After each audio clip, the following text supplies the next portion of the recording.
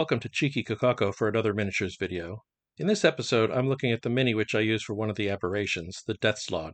The stats for the Death Slaad can be found in the Monster Manual on page 278. The miniature which I use for Death Slaads is part of Nolzur's Marvelous Miniatures range from WizKids. The Grey Slaad and Death Slaad pack number 73353. WizKids produce the official Dungeons & Dragons miniatures, including both the Nolzur's range of unpainted miniatures, as well as the huge array of blind booster boxes of painted minis. As such, you would expect them to get the size of the miniatures correct. While they mostly manage to do that, they do not always get it right. The miniatures in their Nolzur's range are decent quality, are reasonably priced, and are usually fairly easy to find, so these will often be my go-to miniature for different creatures. That said, many creatures have no WizKids minis, or do now, but didn't when I initially needed a mini, hence the wide array of different sources which I use for miniatures.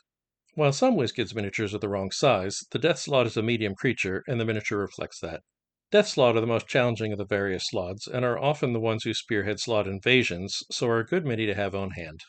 They can shape change, go invisible, detect thoughts, detect magic, and cast Mage Hand and Major Image at will, along with having access to a variety of other magic, which makes them very versatile villains, and they can be found sprinkled fairly regularly around the official Dungeons & Dragons 5th edition adventures as a result.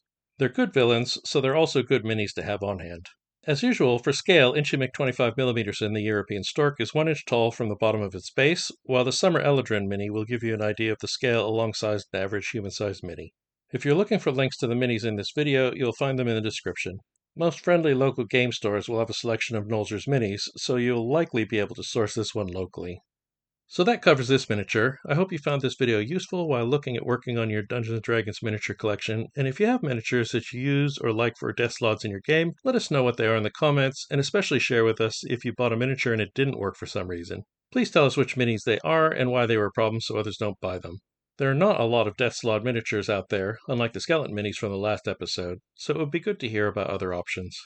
I'll catch you next time when I show you another miniature from my collection. Until then, this is Thomas for Cheeky Kokako.